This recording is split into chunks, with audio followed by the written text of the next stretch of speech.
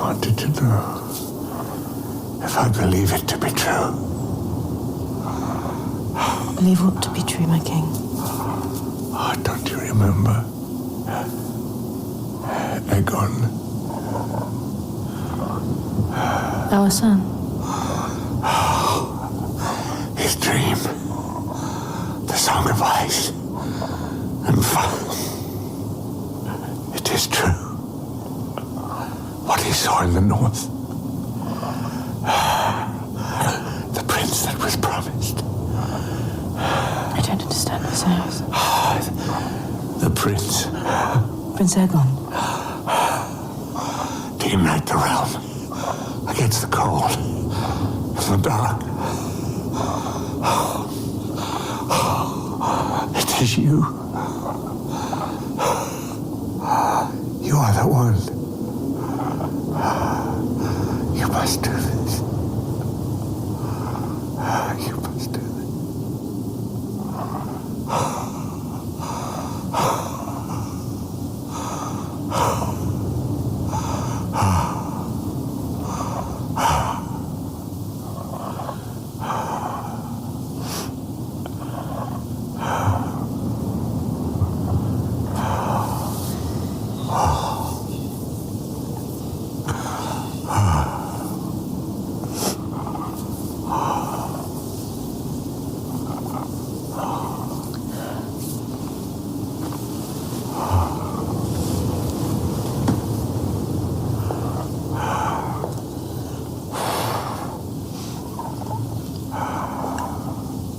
I understand, my king.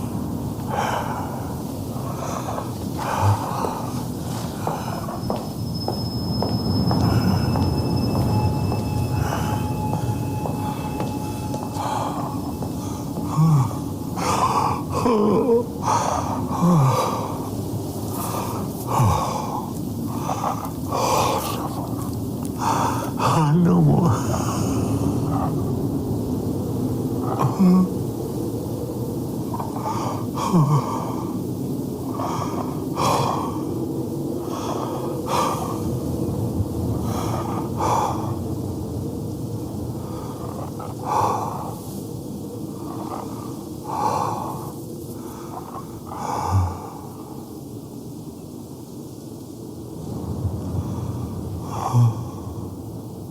My love.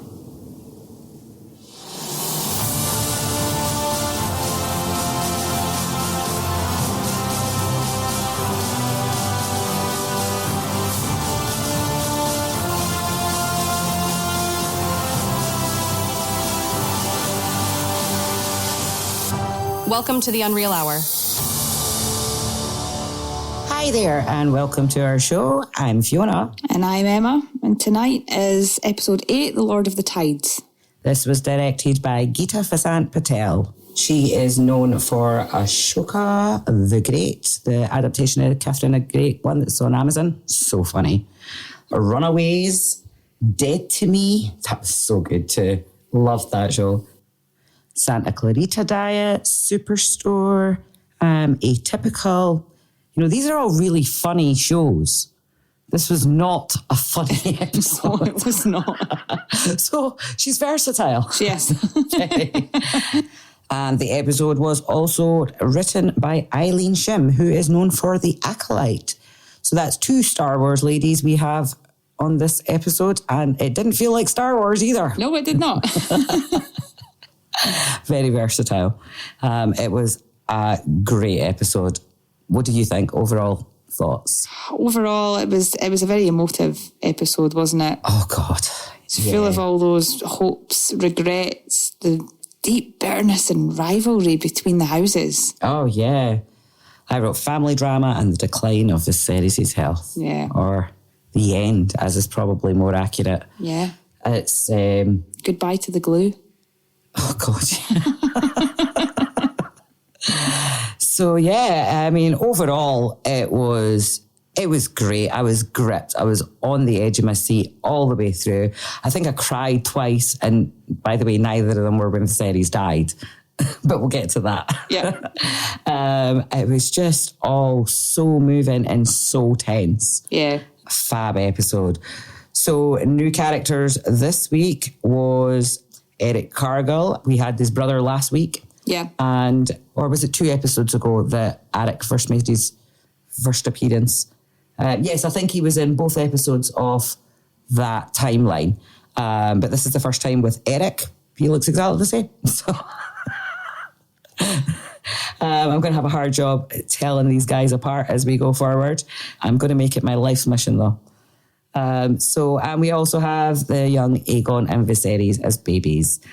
Don't know how much of a pivotal role they play in the events of the dance, given their age. But they certainly are important to House Targaryen going forward. Yes, they are. Very. We also had some recasting. Again, and for the last time, I believe, because the entire Dance of the Dragons takes place over the next 2.5 years or something like that. So I don't think we'll need to recast anybody. So, yes, let's get into that. So Rhaenyra's boys were played by, for Jace, we have Harry Collett. And for Lucerys, we have Elliot Greyholt. Greyholt? One of those. Yep. Apologies, Elliot. Alicent's boys, we have Prince Aegon, played by Tom Glyn Carney. Prince Aemond as Ewan Mitchell. We have Damon's girls, Lady Bela is played by Bethany Antonia. The Lady Rhaenyra is played by Phoebe Campbell. And also Alicent's daughter Helena is played by Fia Saban. And so that is all our new characters, our new actors for hopefully the series. I think everyone that's important is now either there or born or growing up and been recast 3 times. Yeah, hopefully this is the end of that. Yes, definitely. We will still have new characters, of course, coming into it, but just one version of them, probably. It's hard to keep up. The boys that played them during the last version of them, they were fantastic. What a wonderful experience for them. Oh, I know. Such young actors in such a high-profile show to start out their career. That's it. They've got that on their CV for the rest of their days. Yay! They were great episodes and they were great in it. So sad to see them go, but I'm sure it's not the last of them. No, it's definitely not the last of them, but certainly the last of them in House of the Dragon, unless they do a flashback or something. I'm sure we'll see Ty Tennant in the future. Oh, I am sure we will. He's certainly... He was also in Good Omens with David Tennant, wasn't he? 2nd season? Yes. I haven't seen it, so I couldn't tell you, actually. I just know he was in it. It's very good. Yes, I have to see it. But it's such a while since I watched it. Right. So, I think after we've got all of that out of the way, I think it's time to get into the episode. Brilliant. So, major plot lines. The big major plot line to start us off was the Driftmark succession. Yeah, so Corlys is gravely injured. And everyone's acting like he's dead already. Mostly his brother. Yeah. He's the one that's certainly stirring the conversation, that's for sure. Absolutely. And God, it's to just think that the guy's, fighting for his life somewhere. Rhaenys said that the Raven came from Evenfall, and that was 3 days out? Yeah. Something like that. And so he's, gravely injured on a ship somewhere trying to get home, and everybody's acting like he's dead already, except Rhaenys. Yes. Yeah, except Rhaenys. Which is lovely because she's experienced so much death within her life, yet she still remains positive about Corlys. I know, that's really impressive, actually. Maybe it's a denial thing. She just can't imagine it's her husband's so strong. Yes, I could understand it if it was a denial thing. Definitely. So, Vaemond, that dude is reaching. Oh, Vaemond's a pain in the arse. Oh, he is, isn't he? An arrogant little twat. He's got this smug look on his face all the time that I just want to punch him. I can't help it.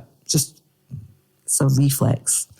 However, I mean, playing devil's advocate, you can see where he's coming from because everyone knows the truth. Yes. About Rhaenyra's boys. So from his perspective, he doesn't want his family line to die out. And I can completely understand that if it wasn't for that smug look on his face. He's also completely overlooking the fact that Rhaena and Baela are still alive and can carry on. Yeah. So, yeah, stop being a dick, Vaymond. Yeah. But I think it's the name more than anything. But then it's not, because if Luke carries the Valyrian name, then the Valyrian name carries on. So either way, whether it's the name or the blood, in some respect, it's still going to be carried on. He just wants them both together. It's from his own selfish perspective that he's like, well, it has to be me. Yeah. Well, no, it doesn't, love. No, it does not. I love how Rhaenys is so calm and so regal. She is. She is. She's very firm with him. She is, and that's just Eve Best, isn't it? She's fantastic. She's so great. We love her character. I absolutely love her so much. From there, he obviously starts something. He goes away and writes some letters, and then Baela writes her dad a letter. Yeah. Which Daemon then takes to Rhaenyra to discuss. So, what did you think of that wee conversation there? I don't think they had any choice but to go to King's Landing. No, definitely not. I don't think Rhaenyra was keen.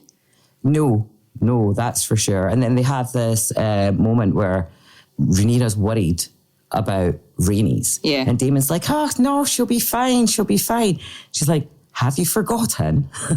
Red flag. She thinks we killed her son. She's not inclined to be on our side. But Rhaenys is a complex person. She is. Very thoughtful. And she's thought through every eventuality, I think. So yes, we then moves on to the small council's debate on the matter. So Grand Maester Orwell mentions that it's Corlys's wishes for Luke to be his heir. Tyland points out that Luke has, not spent a lot of time on Driftmark. Don't know really how that matters at all. Beesbury's like, well... Beesbury. Oh, this dude. He's like, well, ability does not alter his claim.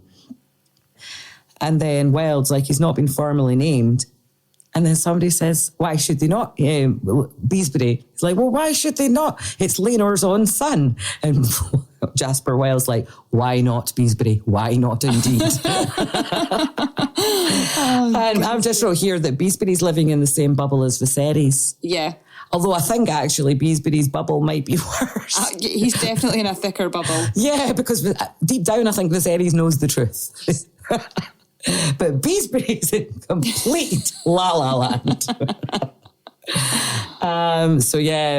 Jasper is going on about what's best for the realm. Or was it Otto? Was it Otto that says, well, whatever... Somebody said something about it being best for the realm. I can't remember. I've just wrote best for the realm. For me, visually in that scene, I think seeing Alicent in Viserys' seat... Oh, I know. ...was just like, oh... Yes, I did take note of that. And mentally, I didn't write it down, but I definitely had a moment. It's just come to me. It was quite... She looked very comfortable. She did. With really her dad did. At her side. And yes. The only sort of opposing factor is crazy Beesbury. Well, yeah. And that was what Vaymond said to Rhaenys at the beginning. It's not a king who sits the Iron Throne these days. It's a queen. And he believes he could get that queen on side. Absolutely. I don't think she'll take much convincing either. No. So then there was this really weird moment. And Alicent goes to meet Rhaenyra. And she gets called out of the room and she goes to meet Rhaenyra. And Otto kind of watches her walk out the room. And he's like, shall we levy a tax on wool? And I'm like, what are you up to? You're just waiting for her to leave the room so you can all talk about your sinister plans. Yeah, what a bizarre thing to discuss, considering the previous topic. Yeah. And I'm just thinking to myself, I would not have noticed this first time. I would have noticed something was up first time round, but now it's a rewatch and we absolutely know that they were all plotting behind Alicent's back. Yeah. I saw it. I saw it for the first time and I was like, you little bastards. there, I see it now. And so, yes, it was really, really weird. But it was weird in my very first watch 2 years ago. Yeah. Now it's like, all right, okay, I know what you're doing. Yeah, totally busted. Absolutely. Not at all obvious. But Alicent had already moved on to another conversation there. Yeah. So she was distracted. So then, staying on topic, the next part before the actual petition hearing would be Vaemond giving dirty looks to Luke in the courtyard when he arrives. And that wee boy is so awkward. He feels so awkward about everything. It's like, Yeah. oh my God. And he says to his brother before Vaemond arrives, he's like, people wouldn't be questioning my succession if I looked a little bit more like Rhaenyra Valyrian than Harwin Strong. And he's got a point. Well, yeah, absolutely. Which bugs the hell out of me, because we're back to this whole, Targaryens can't have dark hair thing, and that's not true because Rhaenys is supposed to have dark hair because she's half Baratheon, and therefore her grandchildren would be descended from Baratheons, and the dark hair gene is not really that big of a question. No, it's not. But people love to gossip. So, if we're going to go along the lines of a parent having dark hair is really the only genetic marker, or not having dark hair is the issue. Alicent has dark hair. So her kids could have had dark hair. They didn't. Mm-hmm. But surely Viserys is onto something when he was talking about his stallion analogy. I don't think that the hair thing... No, how about the fact that they're white and he's not? Yeah. Which is the thing that no one is talking about. No. Right? And as a woman of mixed race, it kind of irks me that they're just ignoring the race factor and making it all about damn hair colour. I don't know if are the makers of the show brave enough to touch on race? It's fantasy. Is hair colour a veiled way of touching on that? Probably not. We can delete that part. No, I don't feel the need to. I don't think that... Yeah, because I'm maybe accusing them of being afraid to discuss race. When maybe they just don't want to get involved. And that's fine. Yeah, and they're choosing to not make that an argument because this is a fantasy and this is escapism. Yeah. But there's some pretty serious themes going on here. And I think the issue is for me that they are choosing to ignore race when it's relevant. I get the point of not making it relevant. Then why cast black actors in these roles? Yeah, you've got a good point. And then don't go there. So for me, this is probably my one irk from the entire show. If I would say there's one thing I don't like about House of the Dragon, I don't like that they have cast black actors in a role where race is relevant and chose to ignore it. Yeah. So. Yeah, I completely agree with you. They really could have taken a stand and they didn't. Yes, they didn't. They chose to sit on the fence and just not go there. But anyway, I've got my rant out the way. Moving on, because we could get lost in this for a while. And it's not that big a deal. To me, for some people, it might be a huge deal. To me, it annoys me, but I love the casting. And I love the escapism of the show. And that might make it all a bit too real and raise some real arguments amongst fans. And let's face it, they've already got enough to argue about. So the next scene relevant to this is Rhaenys and Rhaenyra in the courtyard. Not the courtyard, in the Godswood. This is a great scene. This is an amazing scene, and that is why I clipped it. Yes. You know, Rhaenys always makes the cut. I wondered for many an hour what your purpose was in coming here. Whether you'd speak for or against the suit brought by Sir Vaemond. But then I realised you intend to advocate for yourself. This is no fair proceeding. It is a trap. Set by the Queen in the Hand, I'd wager, to proclaim my son illegitimate. Yet you did worse than that with Rhaenyra. Did you not?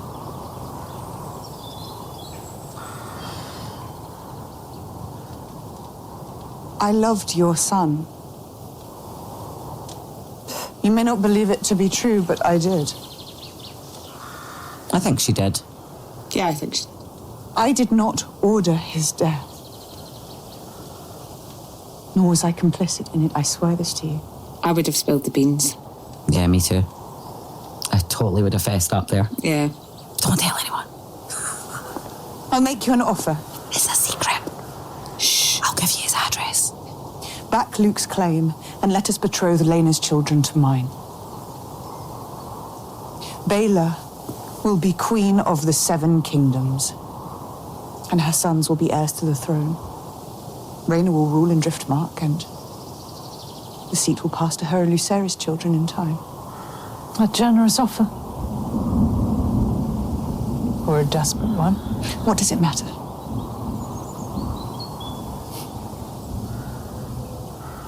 You're right in this, at least.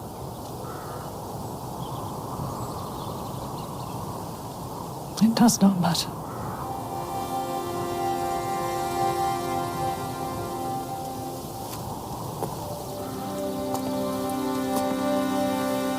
You can bargain with me all you like.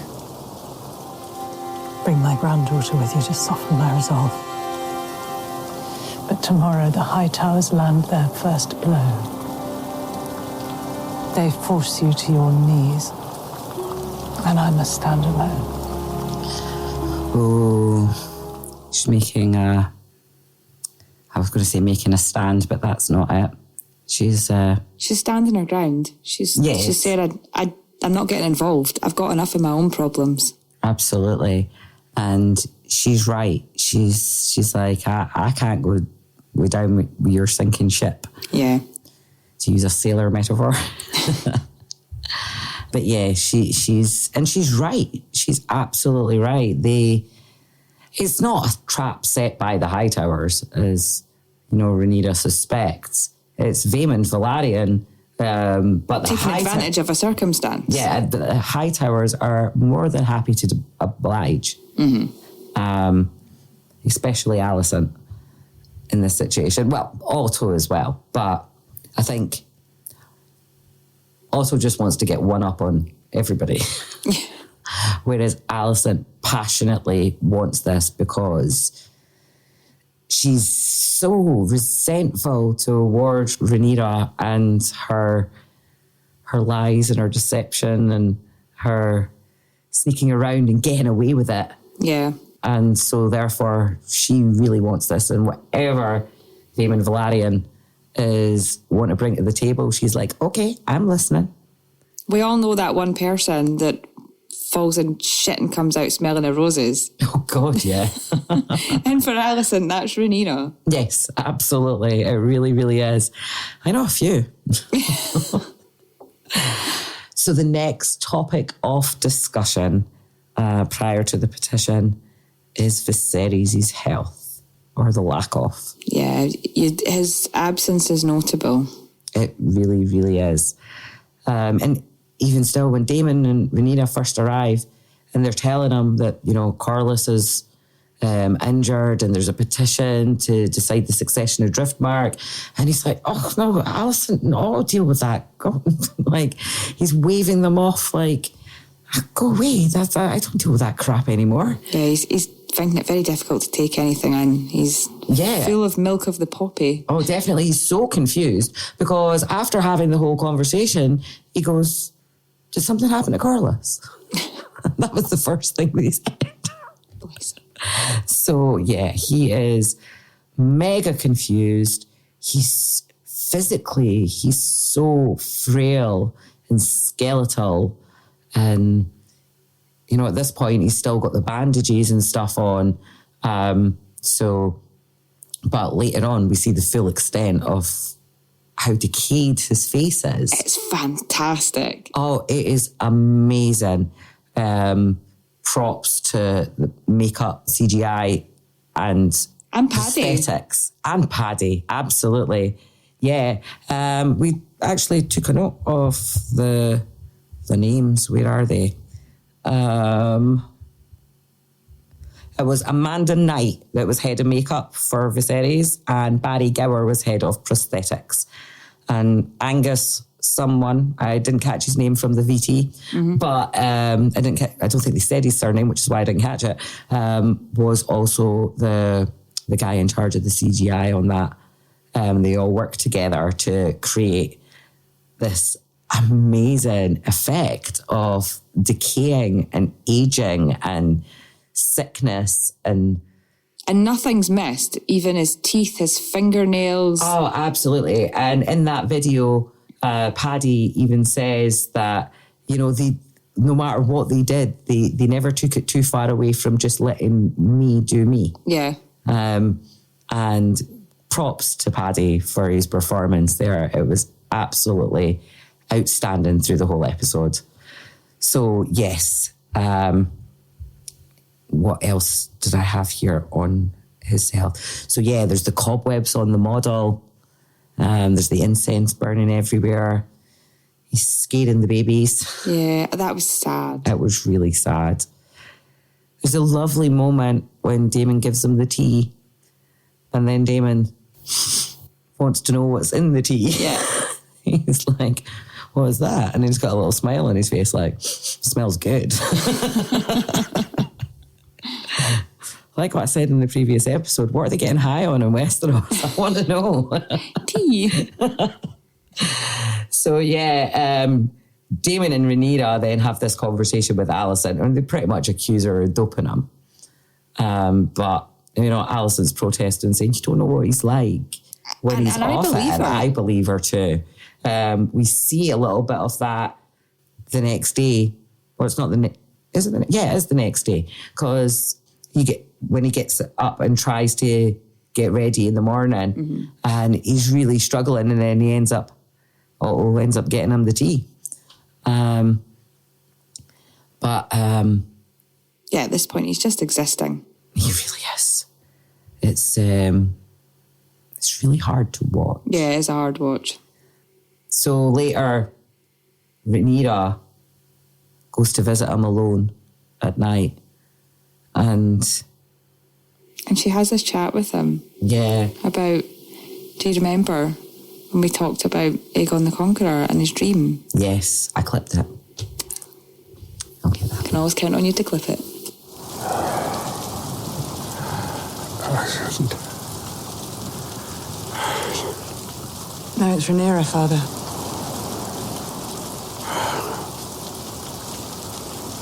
Rhaenyra.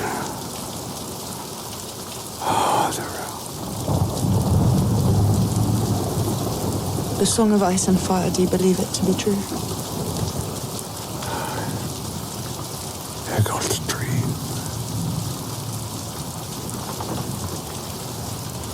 You told me it was our duty to hold the realm united against a common foe.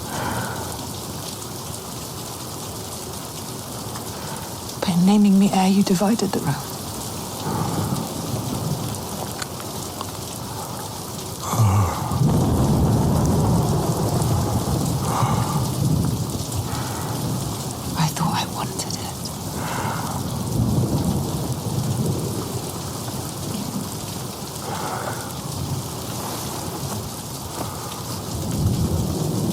The burden is a heavy one. It's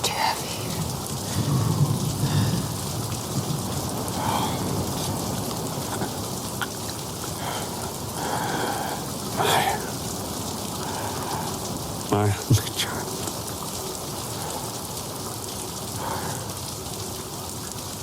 If you wish me to bear it, then defend me.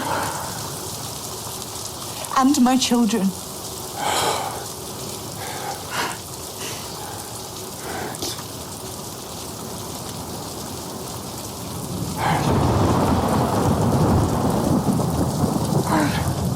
That's fantastic, the way it's been done. Yeah. It's the ragged breaths, the rain, the thunder, the emotion in Rhaenyra's voice. Oh, it's so moving. I was just so... Normally we talk through them. I was just gripped through every second of that, every breath. It's different when it's just audio, isn't it? Yeah. Wow. And you think he's not coherent. He's not understanding what she's saying, and she's feel for the girl. She's just sitting at the side of his bed. Yeah, but he's up with the birds the next day, trying his best. Yeah. And yes, he does end up having to give in and take some meds, but he makes it. He makes it down there. Although I can't help wondering if that's what killed him, that last minute exertion.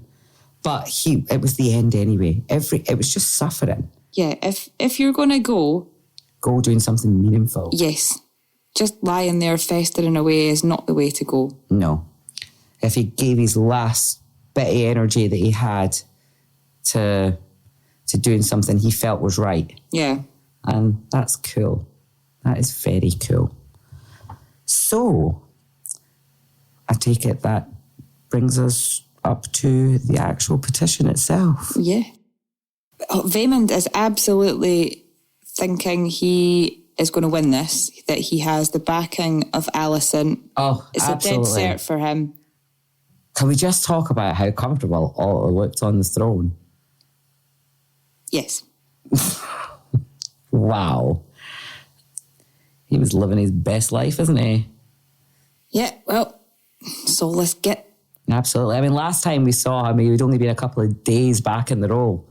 6 years later, his body's warming that seat nicely, isn't it? Yes, hope it cuts him. Hope it jabs his bum. So, yeah, he is, you're right, Vaemond is so smug. And he makes this statement about how, Targaryens ruling the skies and Valyrians ruling the seas and how we're the only remaining families of Valyria, which is actual shite. There's the Celtigars, for one, and I believe there's another family as well. I can't remember their name, but I believe there is one other Valyrian family in Westeros as well. And it would be okay if they weren't going to go there, but I have it on good authority that we're going to get some Celtigars next season. So it seems it's a little bit of a goof, as it is, as it's titled in the IMDb. It's a goof. Yeah, good word. Yeah, definitely. It's not true. There are other Valyrians than the Valyrians. So just shows you what a twat he is, really. Self-important arsehole. Exactly.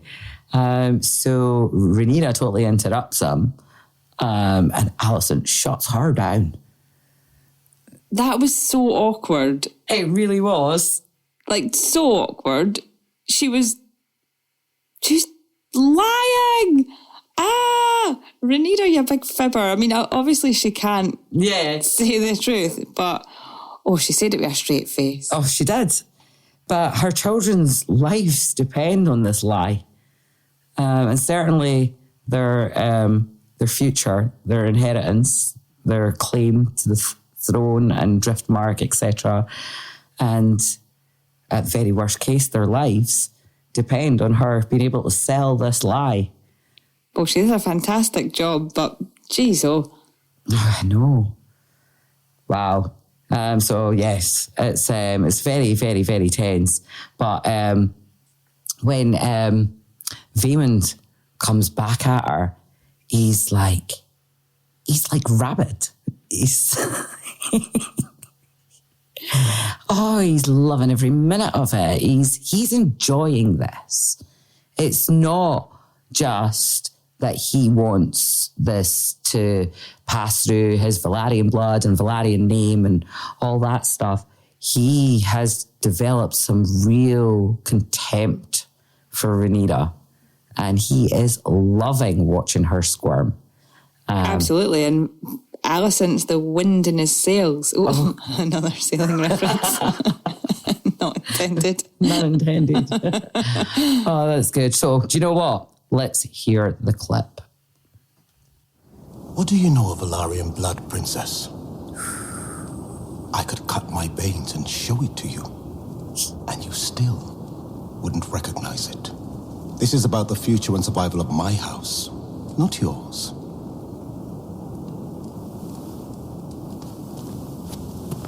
My queen, my Lord Hand. This is a matter of blood, not ambition. I place the continuation of the survival of my house and my line above all. I humbly put myself before you as my brother's successor. He's all but saying it. The Lord of Driftmark and Lord of the Tides. Thank you, Sir Vaemon. Corlys isn't dead, dude. I know.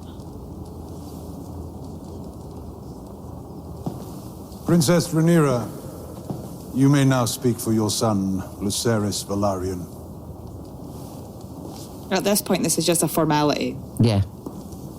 If I am to grace this fast with some answer, I will start by reminding the court that nearly 20 years ago in this very...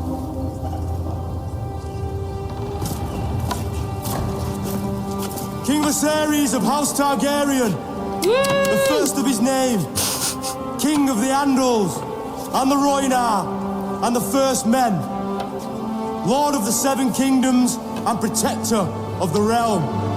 Otto, get your bum out that seat. Go on. Absolutely. Oh, seriously.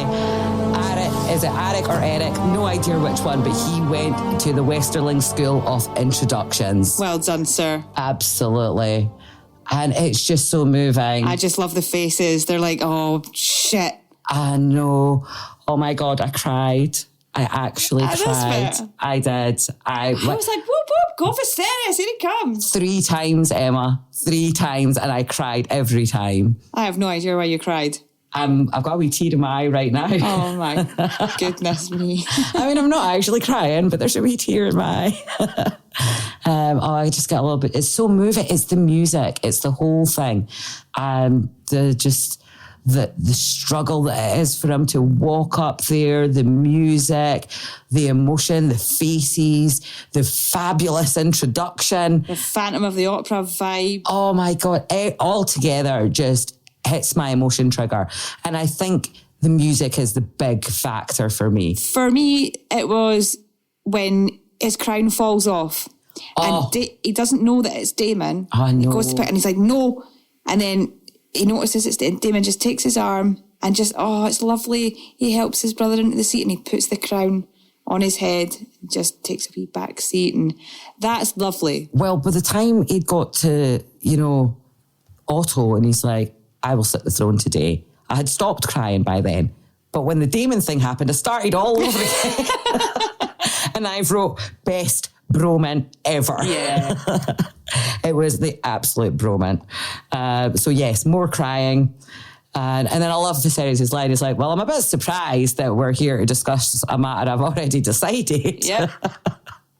Still got his wits about him. Today he's got his king head on. I just love Alicent and Otto. They're like, oh, shit. Yeah. Our plans have been foiled. Wee face. Oh. Brilliant. He was listening. Yes. Yeah, definitely. So then he says the only person that can offer some insight is Rhaenys. And she steps up and surprises everyone. As she does.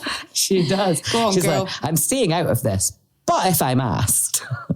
Yeah, and she delivers at the right time when she's been asked by the right person. Yes. She's so wise. She's fantastic. She knew that if she delivered that, if she had tried to butt in with that information to Alicent and Otto, she would have been shut down. Yeah. But because it's Viserys, he's asking her directly what Corlys wants. And she offers that information, but she goes that one step further but to mention the marriage pact that Rhaenyra had offered her earlier that day. Or was it the previous day? Either or. And that was a little bit of validation for Rhaenyra in that moment, that she went that little step further to not only back Rhaenyra with Corlys's wishes, but to throw her own little bit in there too. Yeah, and I mean, like we said, she still thinks that they were complicit in Laenor's death, quote unquote. Yeah. I wonder if she felt Rhaenyra was sincere. Yeah. Rhaenyra surely sounded sincere. Not sure that Rhaenys is convinced that Daemon didn't have something to do with that. No. But she still goes for Rhaenyra's offer, which is great. Yes. Because it's for the good of her granddaughters, really. Absolutely. They will benefit. They will win. One will be queen. Yeah. The other one will be the Lady of Driftmark. Perfect. Absolutely. Everybody lives. Yeah. And that's what her she goal. ultimately wants. She knows that those boys aren't really of her blood, but they're still boys. Yeah. That she has had a part in their life, their whole life, as in a grandparent role, whether it be real or not. And I think Corlys is really lovely with them as well. He's like, they're little boys. Yeah, exactly. And obviously, as Laenor's parents, they saw how much Laenor loved those kids as his own. Yes. And they knew that Laenor would never have his own. Yeah. So these boys are the closest thing that Laenor would ever have had to children and that they would have had as grandchildren. Exactly. So you take what you can get. You certainly do. And I just thought it was a beautiful moment. I've also wrote here that Aegon thinks it's funny because he has a little snicker. He just thinks the whole thing's quite funny. It's funny. He doesn't care either way. He's just like, because I don't even think at this point Aegon really has any aspirations to be king. He just wants to get pissed. Yeah. And as far as he's concerned, Rhaenyra is the successor. And I don't think he sees that this is the day that everything could change and that he could then be king. He's just watching the spectacle play out in front of him while nursing his hangover. Yeah, he just wants to get pissed and get laid. Absolutely. That's his life. So next is the moment when Daemon really, really oversteps and he starts shouting at Viserys. Bad move, dude. Not a good idea. Let's play the clip. Which I heartily agree. Well, the matter is settled. Again. I hereby reaffirm Prince Viserys of House Valyrian is heir to Driftmark, the Driftwood's throne, and the next Lord of the Tides. Oh dear. Keep it together. You break law and centuries of tradition to install your daughter as heir. Yet you dare tell me who deserves to inherit the name Valyrian? Ooh, you can't speak to the king like that. Treason. Dude. No. Back off. I will not allow it. Allow it. Do not forget yourself, Vaemond.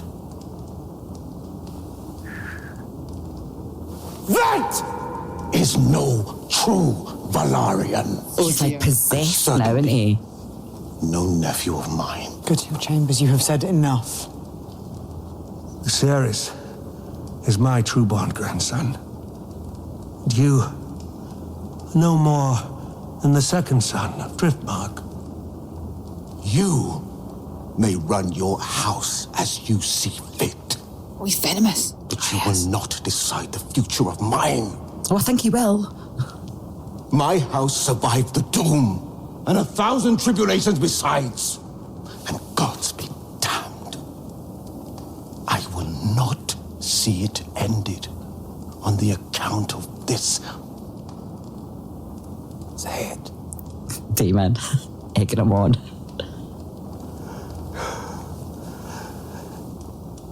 It's his face here as well. He's like, go on, do it, see it.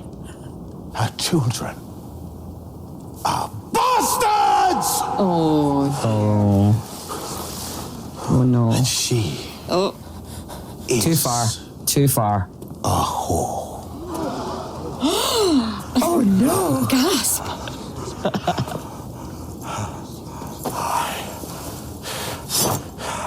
Will have your tongue for that.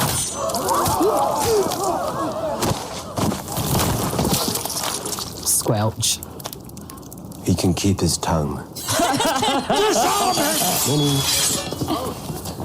Oh dear.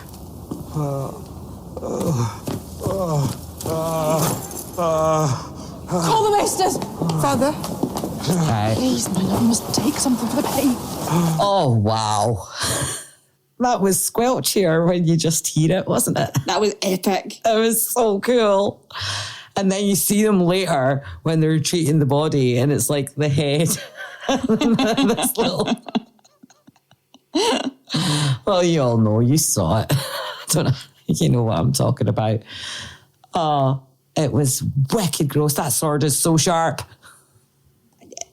He deserved it. Oh, big time deserved it. He went too far. It's so disrespectful. It's that thing where it's like he's been holding it in for so freaking long that when he said it, his presentation was all wrong.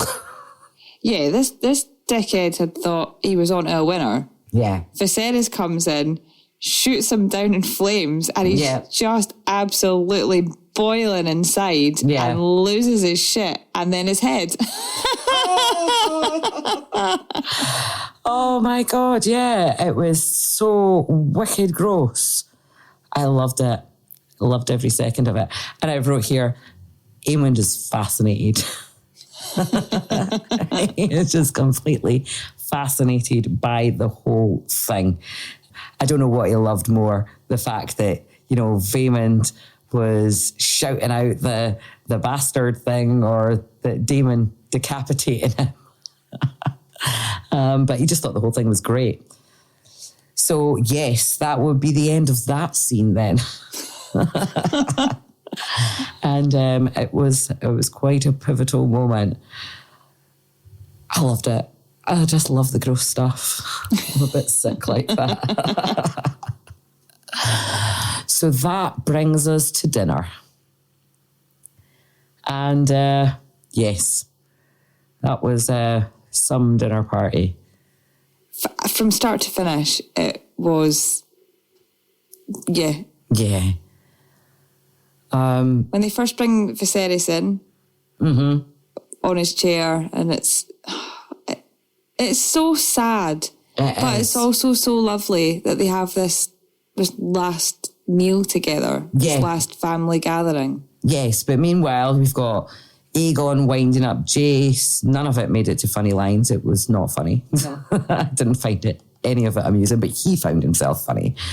Viserys just wants everyone to get along. Yeah. You know, and then he starts to make that speech, and then he takes off his mask.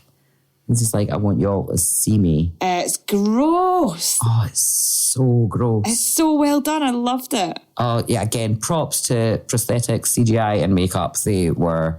The cavities in his face and his eye socket. It was fantastic. It was very believable. Yeah. It was... and then you see the making of video. Yeah. You've got the little head on the mannequin head on a stick on the bed. I love all the giggles. Oh, absolutely. Must have so much fun making that stuff. Yeah. Very cool. So he says, let us no longer hold ill feelings in our heart. The crown cannot stand strong if the house of the dragon remains divided. But set aside your grievances, if not for the sake of the crown, then for the sake of this old man who loves you all so dearly. I welled up a little bit. Didn't cry this time though, but I did well up a little bit. It was very emotional. And you know what? The grown-ups at least try. They do. There's a really beautiful moment when, I don't know who does it first. Is it Alicent or Rhaenyra? It's Rhaenyra. Rhaenyra first. Actually, I have the clip, so let's play that. You're talking about the toasts, yeah? Yes. Right, absolutely. Right, yeah, that's the clip I've got.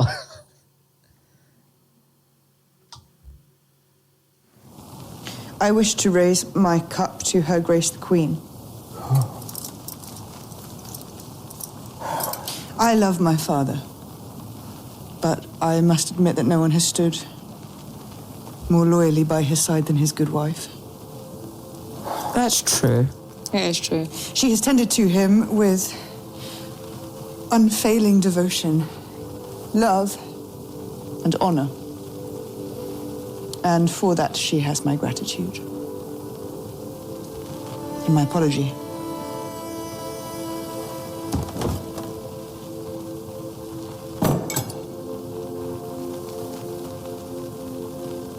Your graciousness moves me deeply, Princess. She means that. Yeah, she does. We are both mothers. And we love our children. We have more in common than we sometimes allow. I raise my cup to you and to your house.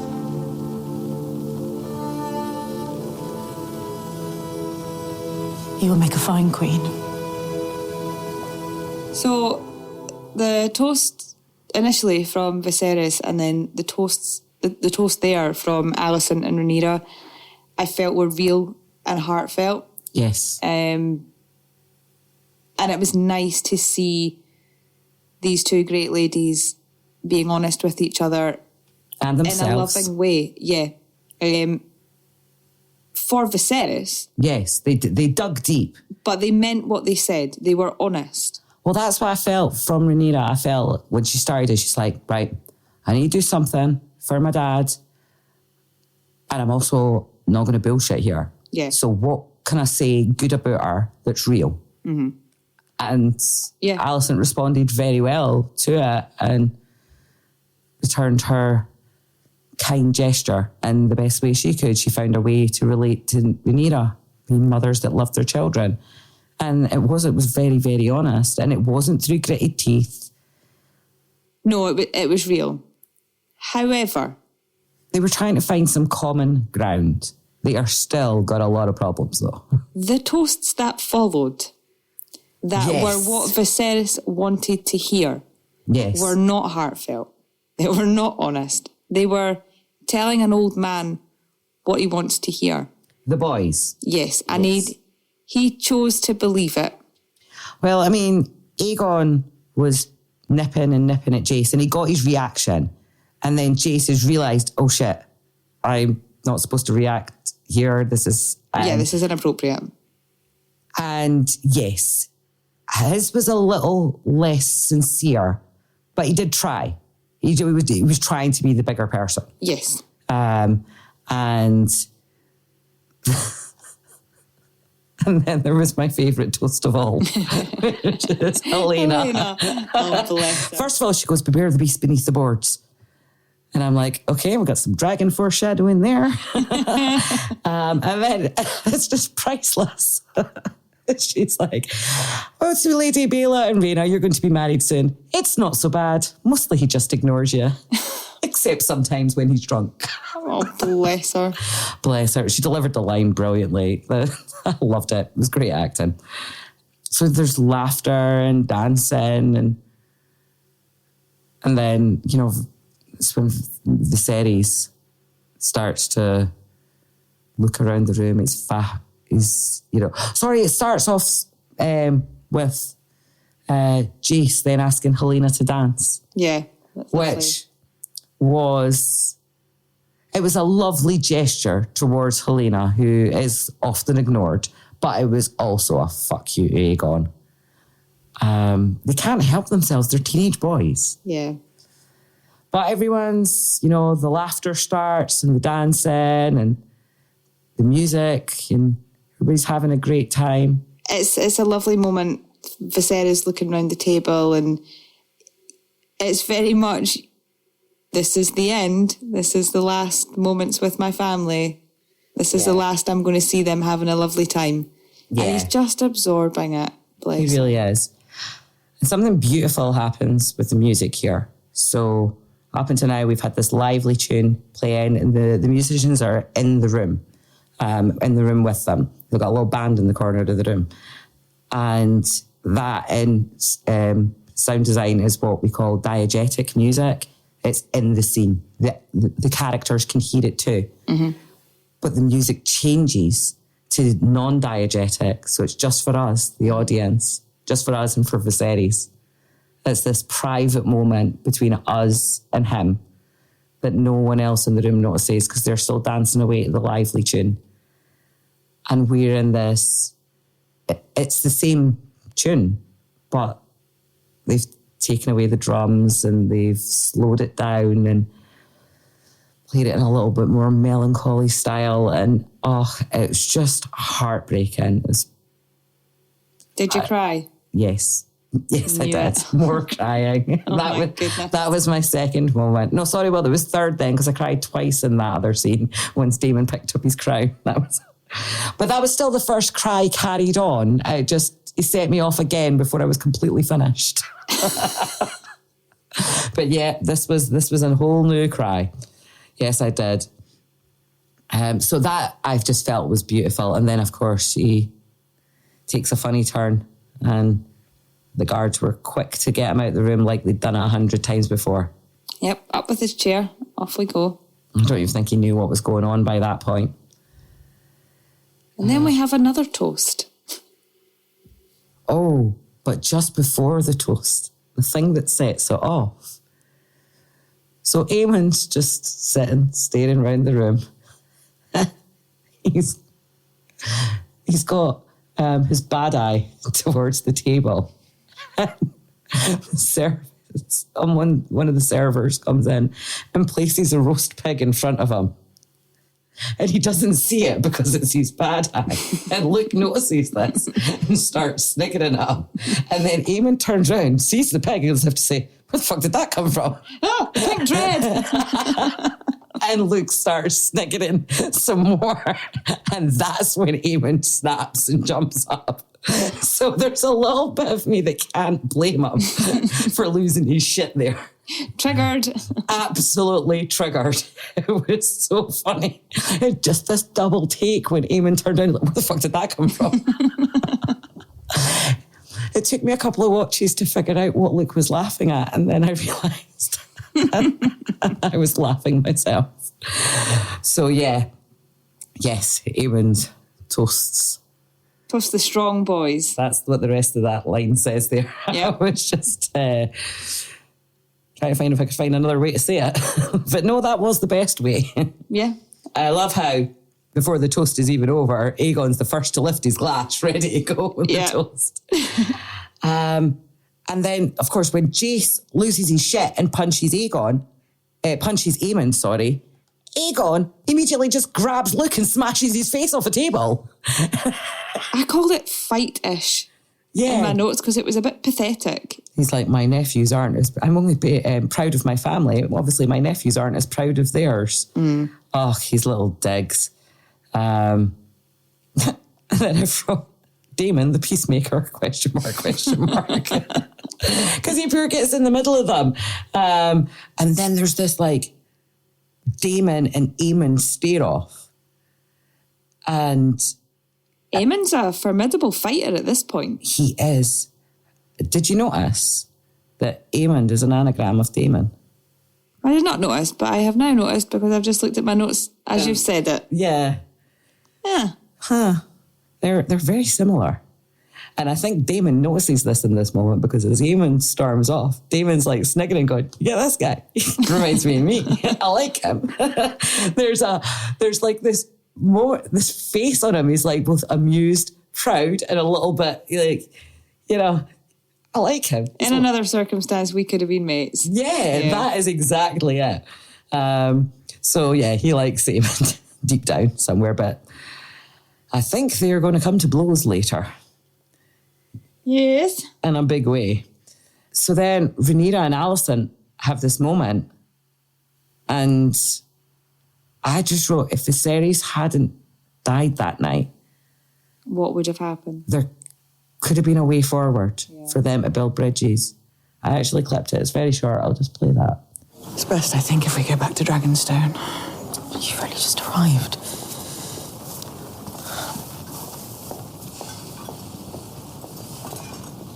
Let me see the children home. I'll, return on Dragonback.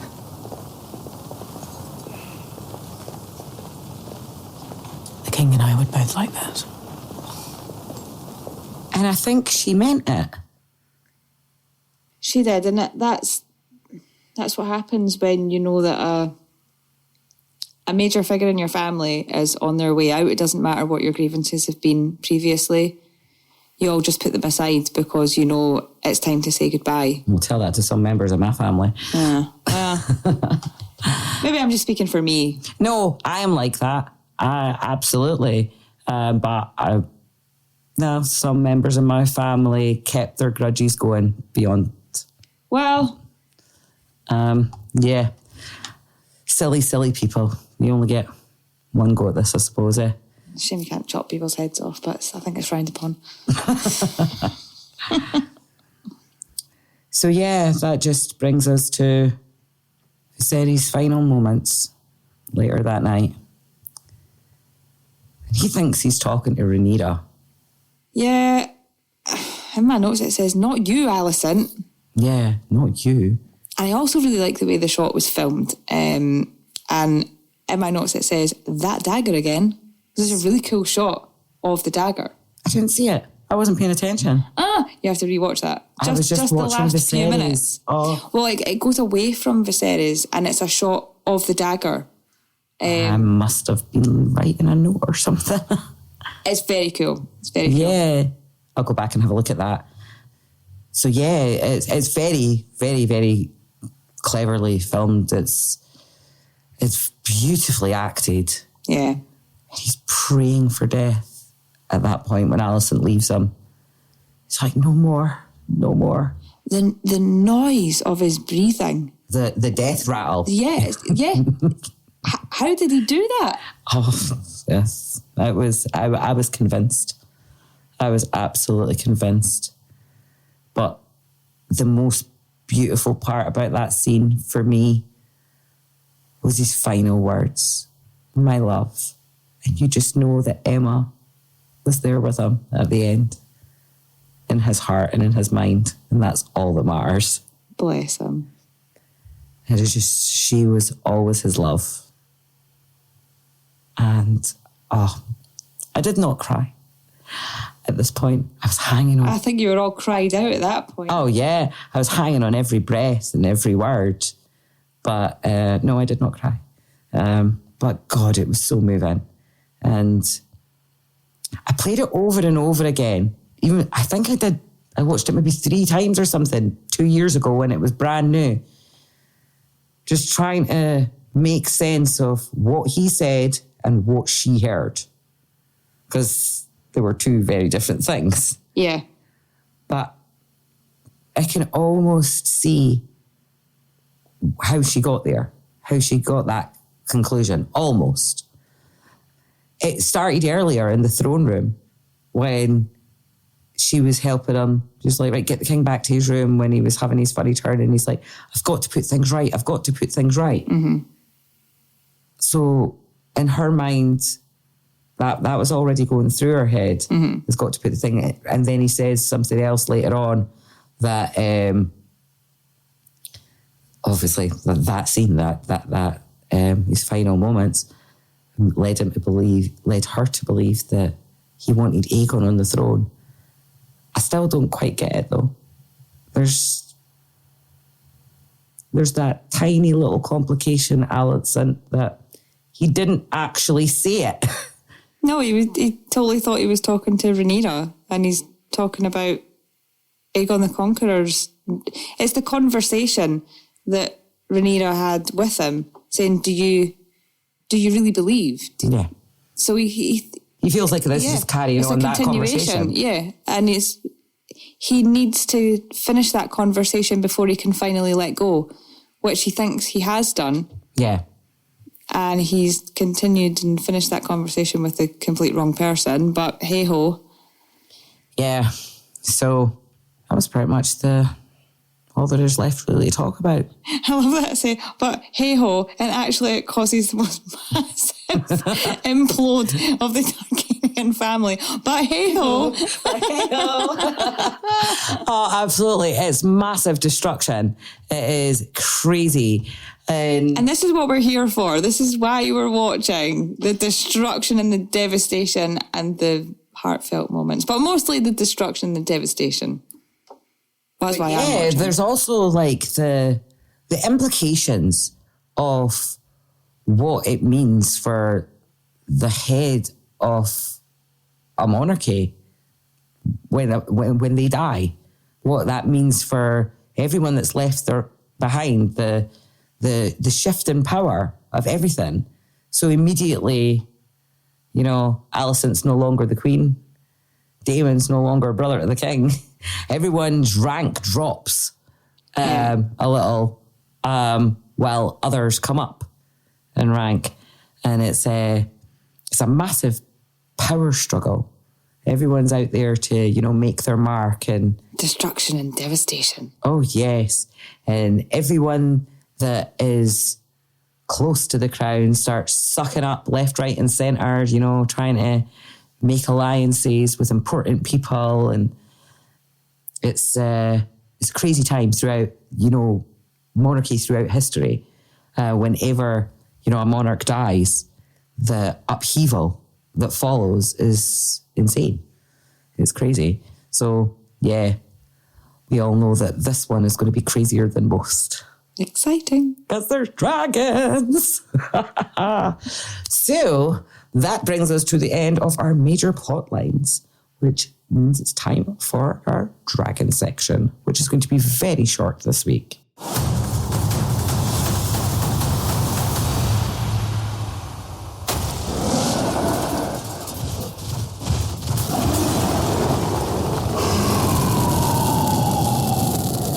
All there was to talk about in the dragon section this week. There were no dragon sightings in Westeros this week. All we saw were some eggs.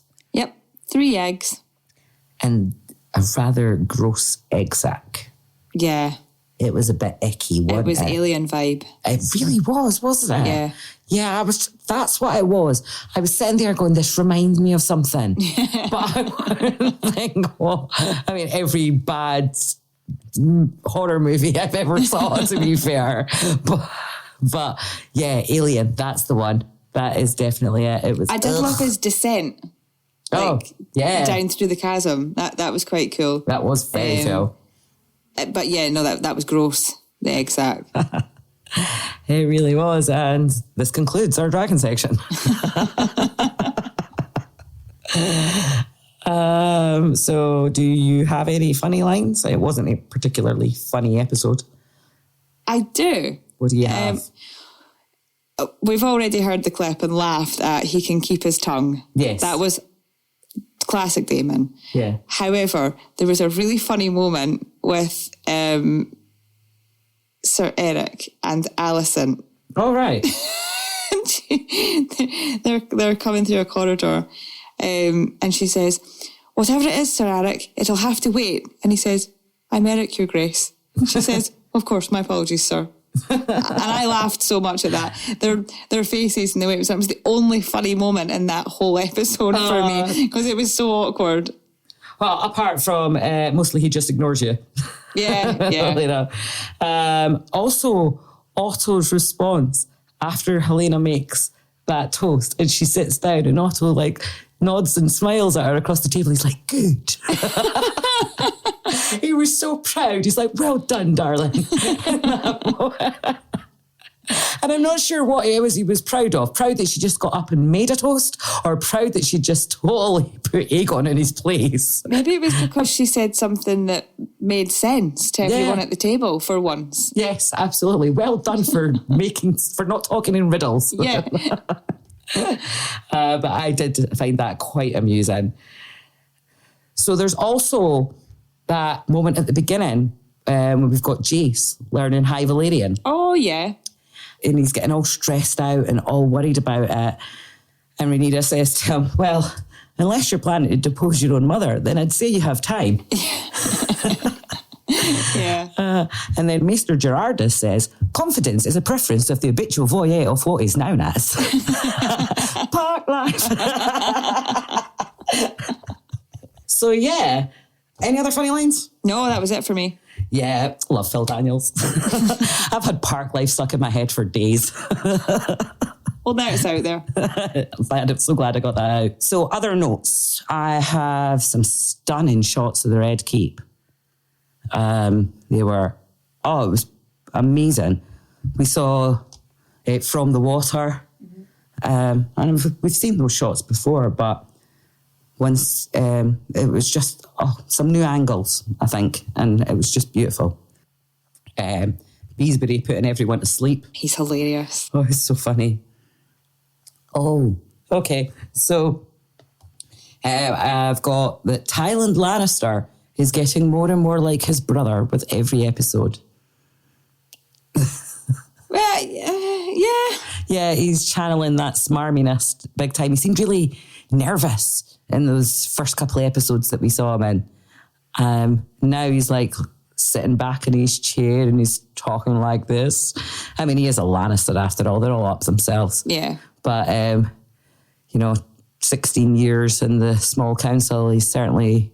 rubbing off. Yes, he's getting comfortable in that chair. Smug git. Bring back Jason.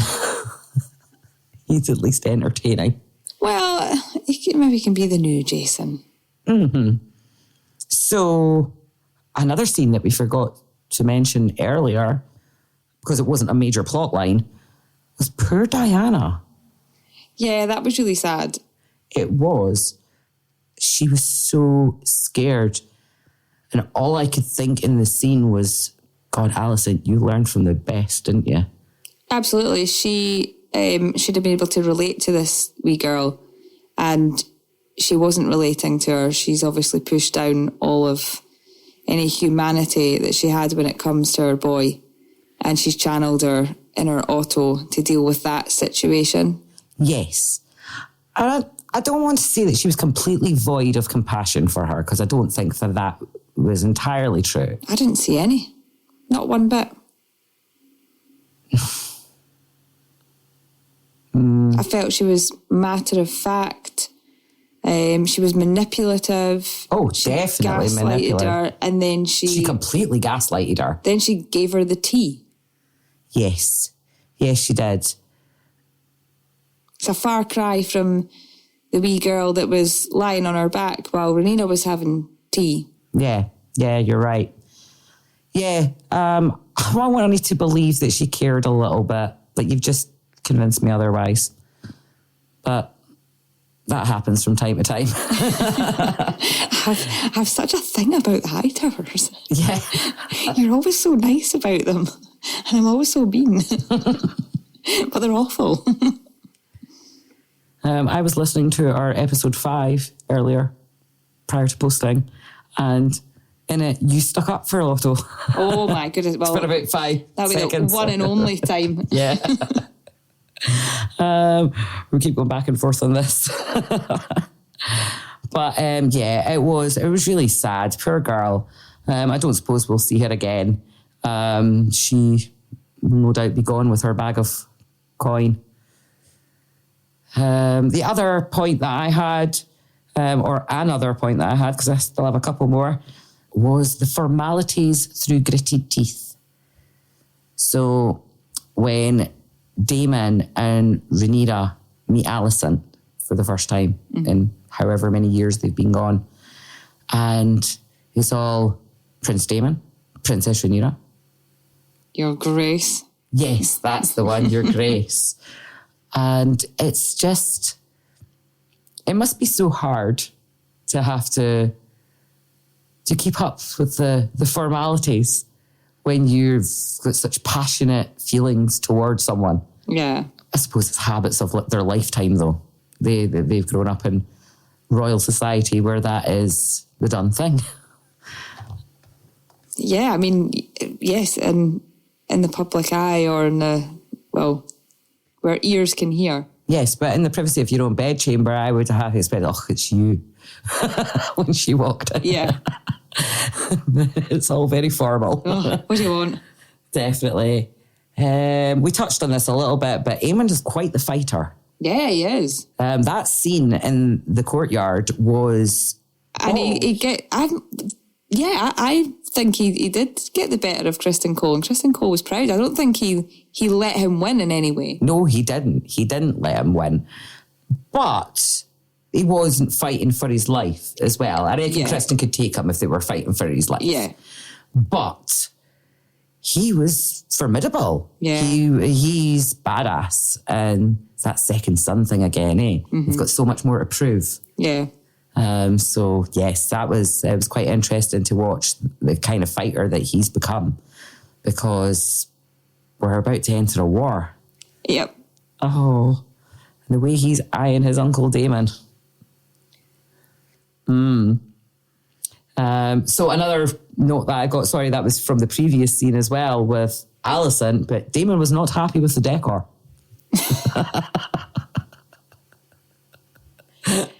Oh, dear. I never thought Daemon would be the one to pick up on the decor, not after the tapestry scene. No. I suppose, though, from Daemon's and Rhaenyra's perspective, Targaryen emblems that had been removed. Yeah, like, this is their family home, and those are their family crests. Yeah, absolutely. I watched a pre-season 2 warm-up the other day, in which it gave you a more in-depth history in House Hightower, and they are strongly connected with the faith and the sept. They were one of the first families to openly convert to the Seven when the Andals first arrived in Westeros. And of course, the Starry Sept is in Old Town. Mm-hmm. So yeah, the symbols of the Seven that have been placed around the keep are highly linked to the Hightowers in Rhaenyra and Daemon's eyes. So it can see where the offence comes from. They're like weeing on their territory. Yes, they've got their feet well and truly under the table. Yeah. So yeah, interesting. Another observation that I have was winter is coming. Yes, it is. You can hear and see how the weather has changed. Mm-hmm, the clothes that they're wearing. Yeah. Rhaenyra was well wrapped up in the Godswood when she was talking to Rhaenys, and as was Rhaenys. And there's a very dull, dingy, dark... It's a very late autumnal feel, isn't it? Yeah. We're on the cusp of winter. Yeah. It was the height of summer when the show starts. And, unlike ours, it's taken a long time to get there to that winter. Or maybe there was a winter during that 10-year time jump as well. Maybe they had some winter years there too. Yeah, possibly. But we're getting back round to winter again. And it's the first time we've seen that since the late seasons of Game of Thrones.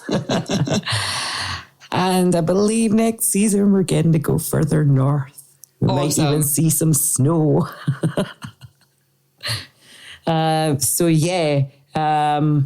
Winter is coming, indeed. And as are the Starks. Yes. So one more. No, I have more than one more. I don't know why I keep saying one more. It's not one more. The scene we laughed earlier on about, the remains of Daemon Valyrian while they were treating the body, but with Rhaenys in that scene, we didn't touch on too much. And there's this moment with, Grand Maester Orwell saying to her that it's bad luck to look upon the dead. And she says, the stranger has visited me more times than I can count. And I can tell you that he cares little whether my eyes are open or closed. That's incredibly profound and sad. Yeah, it really is. She's had so much loss and she's so strong.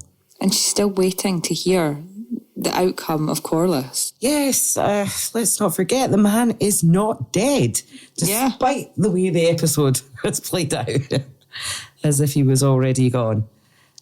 So my second to last note here is I was thinking around the twisted Targaryen contempt for the strong boys. And I find it how just, I don't know what the word is. It's, I find it very interesting that in their world, they're the freaks of nature. The strong boys are the freaks of nature. Mm-hmm. And the Targaryens boys are looking down on them. Yet the Targaryen boys are the ones that come from this incestuous family tree. Mm-hmm. And the Strongs are, not. And it baffles me. It's like what we would consider normal completely flipped on its head. Yeah. But it is what it is in this world, and we just have to take that at face value as that's what it is. So my final note was Massaria and Talia. Yes, she's got a very close spy, hasn't she? She really does. That was very interesting to me. Well, she's going to get caught soon.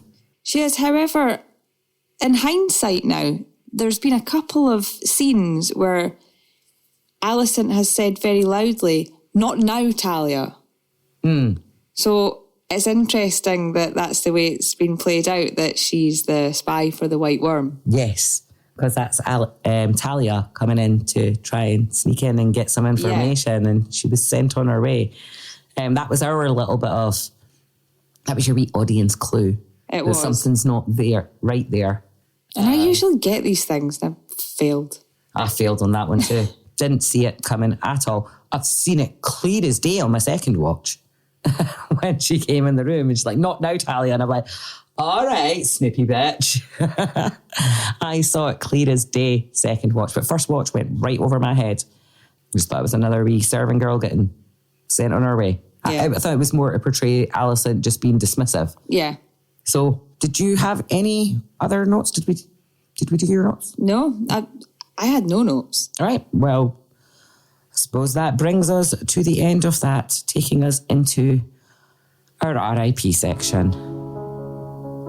Wow. So first of all, we said goodbye to Faemon Velaryon. He was a second son no, he's a third son, isn't he? Corlys was a second son. He was a twat. I'm so sorry. I'm so sorry. Okay, he was a twat, but was he a third son? I have no idea beyond... I won't be disrespectful in the RIP section. Okay.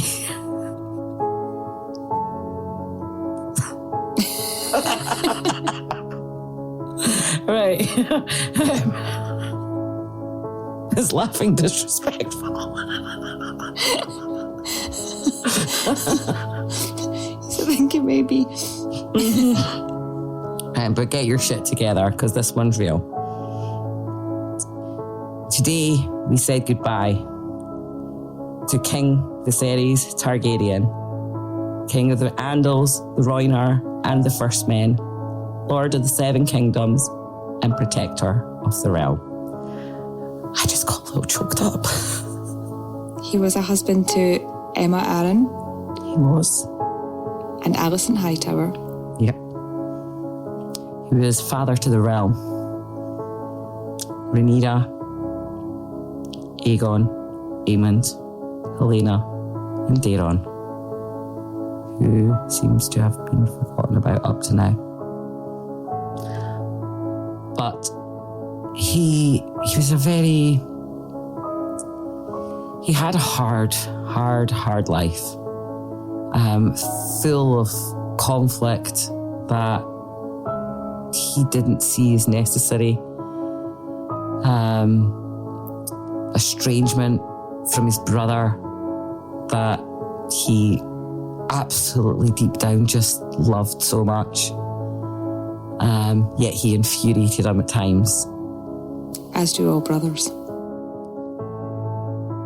I'm unclear as to the relationship he had with Alicent's children, but the love he had for Rhaenyra shows me that he was a loving father. He was, and his ultimate just refusal to believe the things that were said about her, even though they were right there in front of his face, just shows He was a loyal father. Unwavering loyalty, yes. I'm with you to the end, girl, no matter what mistakes you've made. And yeah, I want to take a moment to show utter respect for Paddy and the job he did portraying him. And they will both be missed on the show. But this is a story of succession. And for those others to succeed, the king must die. So we always knew this was coming. And here we are. Rest in peace, your pain is over, Viserys. Yes. First of his name. And now the dance begins. So, fun facts. Fun facts. Let's see, what have we got? Via Entertainment Weekly, it was reported that the crown falling off Viserys' head was an accident while shooting. Matt just picked it up and we just kept going. This felt like the turning point in their relationship. They liked the take so much that it made its way into the episode. Brilliant. I love that. That's amazing. That is so cool. Oh, this one's interesting. This is not the first time that Ty Tennant and Tom Glencarney play the same character. In House of the Dragon 2022, they both play Aegon, with Ty playing the younger version and Tom playing the older version. They have done this before for the movie Tolkien 2019, where they both play the character Christopher Wiseman. A big light bulb just went up off above Emma's head. You should see it. It's huge and it's flashing.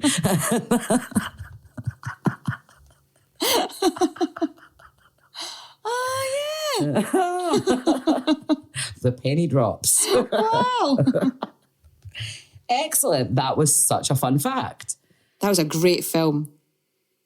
When Viserys is informed that his youngest grandson is also named Viserys, he says, a name fit for a king. This is a bit of foreshadowing. Rhaenyra's son Viserys will eventually, many years later, become a king. Brilliant. Yes.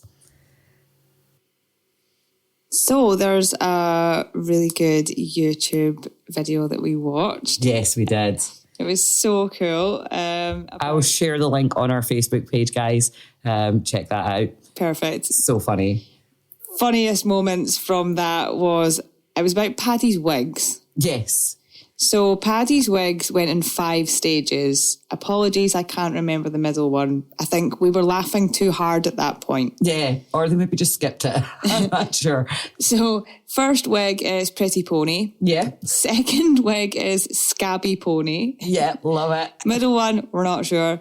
The fourth wig is Ball Bag. And the fifth wig is Beyond Ball Bag. And the funniest part is when filming ended for that episode, Paddy received Beyond Ball Bag as a gift, signed by everyone on this set. And it's totally gross. Like all the ulcerated scalp and sparse hair. It's just so disgusting. I just love that he named all these looks. That's hilarious. There was another really hilarious moment with Paddy lying in the bed in the full Viserys skeletal makeup scenes. And Alicent's by the bed and he reaches out a hand towards her. He's like, close your eyes, give me your hand. I don't know how Olivia Cook didn't wee herself.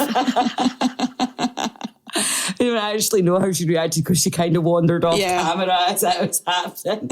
But it was hilarious.